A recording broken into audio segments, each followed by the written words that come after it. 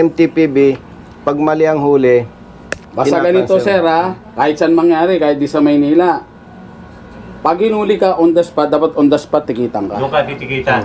So, Sa ka pinara. Yun na po yung dapat may dalang panigid. at yun ang dapat. Unang-una, anong karapatan mo manghuli kung wala kang panikit? Yun nga po yung nangyari po kasi. Ganun na kasimple yun. Kasi, Sir, kung yung titikit sa akin. Eh, kung i-honor ng MTPB, yung ganung practice, kung ako tambay, papara ako, dadalhin Di kahit ko barangay yan. tanod, di kahit barangay tanod, pwede manghuli, tapos i-turn over ko na lang. Hindi po yun. Ticket mo. Hindi po Di ba? sir. Kaya yon malinaw, yung pulis at yung kawani ng towing, nagpapartehan sa pera. Bakit kamo? Katulad nung 800 niya, yung 1,000 niya, yung iba ninyong kasama, walang resibo eh. Pwedeng paghatian na lang yun eh.